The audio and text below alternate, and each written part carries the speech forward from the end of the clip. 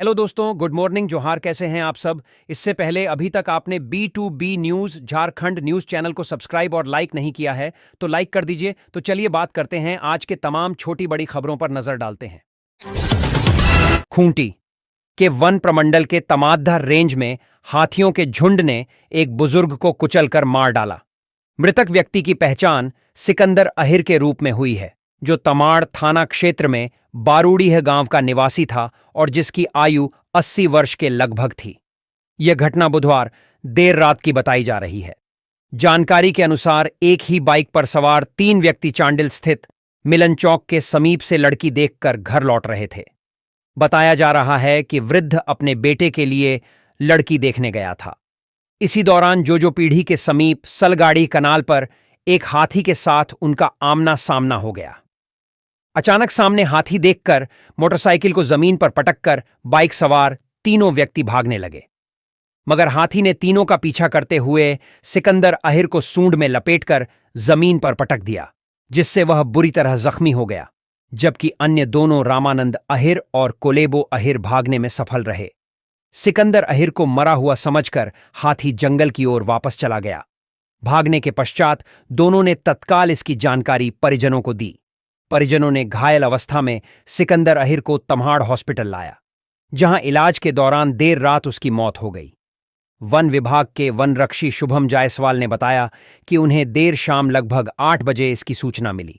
सूचना पर वन विभाग की टीम घटनास्थल का निरीक्षण कर अस्पताल पहुंची और जांचोपरांत परिजनों को 50,000 रुपये सहायता के तौर पर दिए। उन्होंने बताया कि कागजी प्रक्रिया के बाद मुआवजे की राशि दी जाएगी। मौके पर वनपाल राजू कुमार महतो, वनरक्षी शुभम जायसवाल, दिलीप मुंडा और सुमित तोपनो मौजूद थे। झारखंड राज्य के खूंटी जिले से 18 आदिवासी लड़कियों ने जेईई मेन 2025 परीक्षा को सफलतापूर्वक पास किया है। यह उपलब्धि संपूर्ण शिक्षा कवच अभियान के तहत हासिल की गई है, जो आदिवासी इलाकों में शिक्षा के स्तर को बढ़ावा देने और लड़कियों के लिए एक सुरक्षित और मजबूत शैक्षिक वातावरण तैयार करने के उद्देश्य से शुरू किया गया था। इस अभियान के तहत इन लड़कियों को विशेष मार्गदर्शन, कोचिंग और मानसिक और शारीरिक रूप से तैयार किया गया, ताकि वे उच्चतम स्तर की प्रतियोगी परीक्षाओं के लिए तैयार हो सकें। ये लड़कियां शिक्षा के क्षेत्र में एक बड़ी मिसाल प्रस्तुत कर रही हैं, क्योंकि आदिवासी क्षेत्रों में शिक्षा की पहुंच और संसाधनों की कमी के बावजूद उन्होंने अपनी मेहनत और आत्मविश्वास से यह कठिन परीक्षा पास की। संपूर्ण शिक्षा कवच अभियान का उद्देश्य न सिर्फ लड़कियों को शिक्षित करना है, बल्कि उनके आत्मविश्वास को भी बढ़ाना है, ताकि वे समाज के मुख्य धारा में शामिल हो सकें और खुद को एक मजबूत पहचान दे सकें। इस अभियान के अंतर्गत इन लड़कियों को अत्याधुनिक शिक्षा और तकनीकी संसाधनों का उपयोग किया गया, जिससे उन्हें परीक्षा की तैयारी में मदद मिली। इन लड़कियों की सफलता केवल उनके व्यक्तिगत संघर्ष की जीत नहीं, बल्कि यह पूरे समुदाय के लिए एक प्रेरणा है। यह पहल यह भी दर्शाती है कि अगर सही मार्गदर्शन और संसाधन मिलें, तो कोई भी लड़की किसी भी क्षेत्र में उत्कृष्टता हासिल कर सकती है। इन लड़कियों की सफलता ने यह साबित कर दिया कि न सिर्फ शहरी इलाकों के छात्रों के लिए, बल्कि ग्रामीण और आदिवासी क्षेत्रों के लिए भी सफलता के दरवाजे खुले हुए हैं। इन लड़कियों को बधाई देने के लिए कई प्रमुख हस्तियों और शिक्षा विशेषज्ञों ने उनके प्रयासों को सराहा और इसे अन्य आदिवासी क्षेत्रों में एक प्रेरणा के रूप में प्रस्तुत किया। यह सफलता यह भी साबित करती है कि अगर सरकार और अन्य संस्थाएं शिक्षा के क्षेत्र में ध्यान केंद्रित करें, तो समाज में सकारात्मक बदलाव आ सकते हैं। सदर थाना क्षेत्र में 3 फ्लैट का ताला तोड़कर का चोरी की घटना को अंजाम दिया गया है। सदर थाना क्षेत्र के पीतांबर रेजिडेंसी के 3 फ्लैट्स का ताला तोड़कर लाखों रुपए के गहने और नगद रुपया का चोरी कर लिया। चोरों ने पीतांबर रेजिडेंसी के फ्लैट नंबर 305, 401 और 402 में चोरी की घटना को अंजाम दिया है। फ्लैट नंबर 401 में रहने वाले अमित कुमार के ससुर का देहांत हो गया था, जिसकी वजह से वह अपने परिवार के साथ हजारीबाग गए हुए थे। इसी दौरान चोरों ने उनके घर में चोरी की घटना को अंजाम दिया। उनके फ्लैट से 12 लाख के गहने और कुछ नगद पैसे चोर चोरी कर ले गए हैं। फ्लैट नंबर 3 105 और 402 में रहने वाले लोग अभी तक नहीं आ पाए हैं, इसलिए उनके यहां चोरी कितने की हुई है इसकी जानकारी हासिल नहीं हो पाई है। 14 फरवरी यानी शुक्रवार को जैक बोर्ड द्वारा ली जा रही मैट्रिक और इंटर की परीक्षा स्थगित कर दी गई है। जैक ने इसका आदेश जारी कर दिया है। जारी आदेश में कहा गया है कि राज्य सरकार ने 14 फरवरी को शब-ए बारात को लेकर अवकाश घोषित किया है। इस आदेश के आलोक में 14 फरवरी 2025 को आयोजित होने वाली माध्यमिक एवं इंटरमीडिएट की परीक्षा स्थगित की जा रही है। अब 14 को जिन विषयों की परीक्षा होनी थी, उन विषयों की परीक्षा अब 4 मार्च को होगी। शेष परीक्षाएं यथावत कार्यक्रम के अनुसार होंगी। रांची में MSME micro, small and medium enterprise विभाग के अधिकारियों और उनके परिवार के खिलाफ मनी लॉन्ड्रिंग के साक्ष्य ईडी ने उजागर किए हैं। सीबीआई की रांची एसीबी के केस आरसी 17 एवं 16 के आधार पर ईडी ने मनी लॉन्ड्रिंग का मामला दर्ज किया था। जांच के बाद ईडी ने MSME tool room Jamshedpur, Indo Danish tool room के डीजीएम आशुतोष कुमार, चैनिका कुमारी और केशव वत्स को दोषी पाया है। दैनिक हिंदुस्तान में छपी एक रिपोर्ट के अनुसार ईडी ने पाया कि सरकारी पद पर रहते हुए आशुतोष ने अपनी झांत आय से अधिक संपत्ति अर्जित की और इन अवैध धन को मनी लॉन्ड्रिंग में चैनिका कुमारी और केशव वत्स ने मदद की। आशुतोष ने यह दावा किया था कि उन्होंने कोई अवैध राशि नहीं कमाई और उनका कहना था कि उन्हें अपने पिता के डेयरी फार्म और कृषि से आय मिली थी। वहीं चैनिका और केशव वत्स ने भी अलग अलग स्रोतों से आय अर्जित करने का दावा किया था। जांच के दौरान ईडी ने यह पाया कि आशुतोष ने अपनी झांत आय से 1,40,37,414 रुपए अधिक संपत्ति अर्जित की थी। इसके साथ ही इंडो डेनिश टूल रूम में डीजीएम के पद पर रहते हुए उन्होंने 2,04,18,428 रुपए का प्रयोग किया। ईडी ने यह भी पाया कि उन्होंने अवैध धन को वैध साबित करने के लिए दस्तावेजों में हेरफेर की कोशिश की थी। आशुतोष की पत्नी चैनिका भी 1,15,63,226 रुपए की अधिक संपत्ति और दस्तावेजों में हेरफेर व मनी लॉन्ड्रिंग में सहायक पाई गई। इसके अलावा केशव वत्स ने भी आशुतोष की मदद की। ईडी ने कोर्ट को बताया कि आशुतोष और उनके परिवार ने इंडो डेनिश टूल रूम में उनकी पोस्टिंग के दौरान अर्जित की गई अवैध संपत्ति को वैध साबित करने की कोशिश की। जम्मू कश्मीर के अखनूर सेक्टर में शहीद हुए कैप्टन करमजीत सिंह बख्शी को हजारीबाग में अंतिम विदाई दी गई। कैप्टन करमजीत के पैतृक आवास से मुक्तिधाम तक अंतिम सम्मान यात्रा निकाली गई, जिसमें पूरा शहर उमड़ पड़ा। लोगों ने उनके पार्थिव शरीर पर फूलों की बारिश की और भारत माता की जय के नारे लगाए। अंतिम सम्मान यात्रा के दौरान शहर के प्रतिष्ठान बंद रहे और रास्ते भर समाज के हर तबके के लोगों ने वीर शहीद को नमन किया और श्रद्धांजलि अर्पित की। कैप्टन करमजीत की अंतिम सम्मान यात्रा निर्धारित रास्ते से होते हुए मुक्तिधाम पहुंची, जहां सेना के जवानों और स्थानीय पुलिसकर्मियों ने शहीद को सलामी दी। इसके बाद उनका अंतिम संस्कार किया गया। शहीद कैप्टन करमजीत को उनके पिता ने मुखाग्नि दी। शहीद कैप्टन की अंतिम यात्रा में हजारीबाग उपायुक्त नैन्सी सहाय, एएसपी अरविंद कुमार सिंह, सदर विधायक प्रदीप प्रसाद समेत जिला प्रशासन के कई अधिकारी और बड़ी संख्या में लोग शामिल हुए। बताया जा रहा है कि कैप्टन करमजीत सिंह बख्शी की शादी आगामी 5 अप्रैल को होने वाली थी। उनकी शहादत पर उनके परिवार और देश को गर्व है। उनकी देशभक्ति और पराक्रम की गाथा हमेशा प्रेरणा का स्रोत बनी रहेगी। उनका बलिदान उनके परिवार और देश के लिए एक बड़ा शोक और गर्व दोनों है। हेलो दोस्तों, गुड मॉर्निंग, जोहार। कैसे हैं आप सब? इससे पहले अभी तक आपने B2B news Jharkhand news channel को सब्सक्राइब और लाइक नहीं किया है तो लाइक कर दीजिए। तो चलिए बात करते हैं, आज के तमाम छोटी बड़ी खबरों पर नजर डालते हैं। रांची में 14 और 15 फरवरी को ट्रैफिक संबंधी कुछ नए निर्देश जारी किए गए हैं। 14 फरवरी को सुबह 8 बजे से रात 10 बजे तक शहर में बड़े वाहनों का प्रवेश वर्जित रहेगा। इसके अलावा 14 फरवरी को दोपहर 3 बजे से शाम 7 बजे तक छोटे मालवाहक वाहनों का प्रवेश भी प्रतिबंधित किया गया है। कौन से मार्ग रहेंगे बंद? 14 फरवरी को दोपहर 3 बजे से शाम 6 बजे तक कांके, रातू, दलादली और काठीटांड की ओर जाने वाले वाहन शहर के मुख्य मार्ग लालपुर रोड और कांटाटोली होते हुए अपने गंतव्य तक पहुंच सकेंगे। इसके अलावा रांची वासियों को एयरपोर्ट रोड, हिनू चौक, बिरसा चौक, अरगोड़ा चौक, सहजानंद चौक, बाईपास रोड, न्यू मार्केट चौक, हॉट लिप्स चौक और राजभवन मोड़ तक सड़कों का कम से कम उपयोग करने की सलाह दी गई है। 14 फरवरी को कांके रोड, रातू रोड, काठीटांड से शहर की ओर आने वाले सभी वाहन कांके रिंग रोड, लालपुर चौक और कांटाटोली रोड होते हुए शहर में प्रवेश कर सकेंगे। 15 फरवरी को ट्रैफिक पाबंदी। 15 फरवरी को सुबह 8 बजे से रात 10 बजे तक शहर में सभी प्रकार के बड़े वाहनों के प्रवेश पर रोक रहेगी।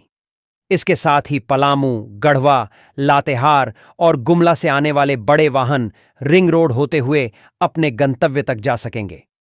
जमशेदपुर से आने वाले सभी बड़े वाहन जिन्हें पलामू की ओर जाना है, वे रामपुर रिंग रोड से बाएं मुड़कर अपने गंतव्य तक जा सकेंगे।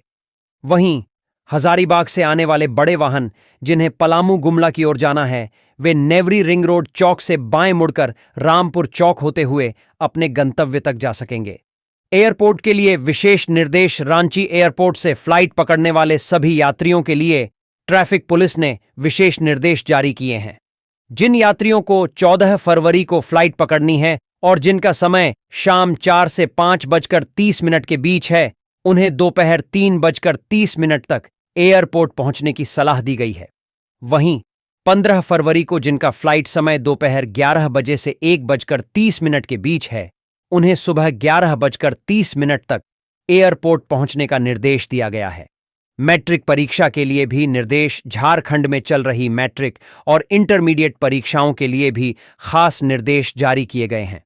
15 फरवरी को मैट्रिक और इंटरमीडिएट के प्रथम पाली के परीक्षार्थियों को परीक्षा केंद्र तक सुबह 9:30 तक पहुंचने का निर्देश दिया गया है। वहीं दूसरी पाली के परीक्षार्थियों को दोपहर 12 बजे तक परीक्षा केंद्र पहुंचने की सलाह दी गई है। पुलिस ने अवैध तरीके से किए जा रहे अफीम की खेती को नष्ट कर दिया। मामला रजौली थाना क्षेत्र के सवैयाटांड पंचायत का है, जहां पेल्मो के जंगल में बड़े भूखंड पर अवैध तरीके से अफीम की खेती की जा रही थी। एसपी अभिनव धीमान के आदेश पर पुलिस एवं वन विभाग की टीम ने संयुक्त कार्रवाई कर फसल को नष्ट कर दिया। मिली जानकारी अनुसार 1 एकड़ से अधिक जमीन में लगाए गए अफीम की खेती को नष्ट किया गया। मौके से एक व्यक्ति को भी गिरफ्तार किया गया है। गुप्त सूचना के आधार पर हुए पुलिस ने कार्रवाई की। बताया जाता है कि पेल्मो जंगल अति नक्सली इलाका माना जाता है। इलाके में पुलिस बहुत कम ही पहुंचती है, जिस कारण कारोबारी इसका फायदा उठाकर बेखौफ होकर इन इलाकों में अफीम और गांजे की खेती करते हैं। इस अफीम की बाजार में अनुमानित कीमत करोड़ों में होती है। अगर पुलिस से बच निकलते हैं तो कारोबारी फसल काटकर उसे बाजार में बेच देते हैं। उंटारी रोड प्रखंड के जोगा पंचायत के जरही टोला में संत शिरोमणि रविदास की 648वीं जयंती मनाई गई। यह समारोह पलामू जिला कांग्रेस सेवा दल यांग ब्रिगेड अरविंद कुमार की अध्यक्षता में हुआ। उन्होंने कहा कि यह प्रसिद्ध संत और कवि गुरु रविदास की जयंती है। उन्हें भक्त रविदास के नाम से भी जाना जाता है। वे भक्ति आंदोलन में एक प्रमुख व्यक्ति थे। गुरु रविदास की शिक्षा में गुणवत्ता और मानवाधिकार शामिल था, जो लोगों को धार्मिकता के मार्ग पर चलने और अपने दृष्टिकोण को व्यापक बनाने के लिए प्रेरित करते थे। उन्होंने कहा कि संत गुरु रविदास उन महान संतों में से एक हैं जिन्होंने समाज में फैली बुराइयों और कुरीतियों को दूर करने के लिए हमेशा जातिवाद को त्याग कर प्रेम से रहने की शिक्षा दी। रविदास के अनमोल विचार आज भी लोगों को प्रेरित कर रहे हैं। मौके पर उपस्थित मुन्ना राम, कमलेश राम, अनिल राम, सूरज कुमार, नीतीश चौधरी, मणिकांत कुमार, पवन देव, सूरज कुमार, गुड्डू, रंजन कुमार, पीयूष कुमार, अनुज कुमार, चंदन राम, शिव कुमार राम, सुदर्शन राम, अभिषेक कुमार, अविनाश कुमार, सुरेश राम, मानदेव साव, नगेंद्र चौधरी व लालमन चौधरी मौजूद थे। सोनाहातू थाना क्षेत्र में एक घर में लगी भीषण आग में पति पत्नी की मौत हो गई है। जानकारी मिलने पर सोनाहातू पुलिस मामले की जांच में जुटी हुई है। बताया जा रहा है घर में आग शॉर्ट सर्किट की वजह से लगी थी। रांची के सोनाहातू थाना क्षेत्र के डिब्बाड़ीह गांव में एक दर्दनाक हादसा सामने आया है। गांव में बाइक मिस्त्री का काम करने वाले 46 वर्षीय रंजीत साहू और उनकी पत्नी 42 वर्षीय मीना देवी की आग में जलने की वजह से मौत हो गई है। घटना बुधवार की देर रात की है। सोनाहातू थाना प्रभारी चंदन कुमार ने बताया कि बाइक मिस्त्री का काम करने वाले रंजीत साहू और उनकी पत्नी मीना देवी की घर में आग लगने की वजह से जलने से मौत हो गई है। जानकारी मिलने पर शवों को पोस्टमार्टम के लिए भेजा गया है।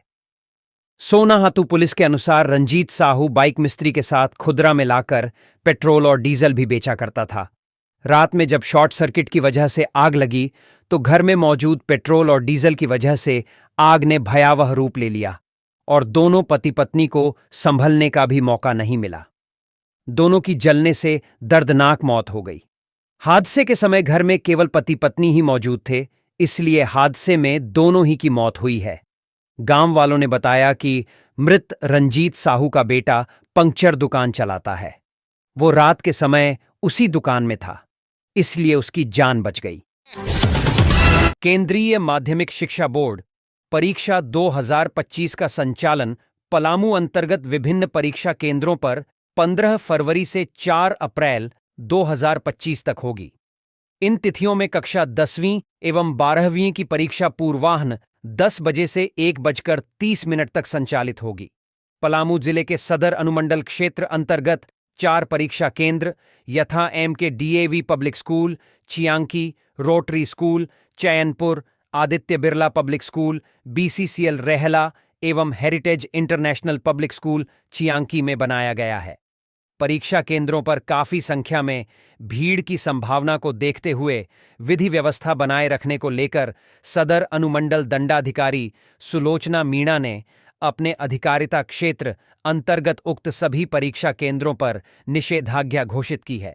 भारतीय नागरिक सुरक्षा संहिता की धारा 163 के तहत प्रदत्त शक्तियों का उपयोग करते हुए उक्त परीक्षा केंद्रों के 100 मीटर की परिधि में परीक्षा की तिथि को परीक्षा के दौरान बीएनएसएस के अंतर्गत निषेधाज्ञा घोषित की गई है। यह निषेधाज्ञा परीक्षा केंद्रों पर निर्धारित तिथि को ही लागू होगा। अनुमंडल दंडाधिकारी ने सभी आरक्षी पदाधिकारी एवं दंडाधिकारियों को निषेधाज्ञा के आदेश का पालन सख्ती से कराना सुनिश्चित करने का निर्देश दिया है। इसके तहत परीक्षा केंद्रों के 100 मीटर की परिधि के अंदर कोई भी व्यक्ति घातक हथियार, लाठी, बूढ़ा एवं अपंग को छोड़ डचकर भाला, गड्ढासा, छुरा, आग्नेयास्त्र लेकर नहीं चलेगा। परीक्षा केंद्रों के 100 मीटर की परिधि के अंतर्गत 5 अथवा 5 से अधिक व्यक्ति एक साथ मजमा बनाकर नहीं चलेंगे। यह दाह संस्कार, धार्मिक एवं शादी विवाह के जुलूस पर लागू नहीं होगा। परीक्षा केंद्रों के 100 मीटर की परिधि के अंदर कोई भी संस्था व्यक्ति द्वारा बिना अनुमति के लाउडस्पीकर का प्रयोग वर्जित होगा। परीक्षा के दौरान परीक्षा केंद्रों पर प्रतिनियुक्त पदाधिकारी, वीक्षक, परीक्षार्थी, पुलिस बल को छोड़कर कोई भी व्यक्ति परीक्षा केंद्रों के 100 मीटर की परिधि में नहीं जाएगा। साथ ही निर्धारित परिधि में कोई भी व्यक्ति मटरगश्ती नहीं करेगा या चिट पूजा, प्रश्नपत्र वितरित नहीं करेगा। लोहरदगा जिले में हाथियों का झुंड किसानों की मेहनत को अपने पैरों तले रौंद रहा है।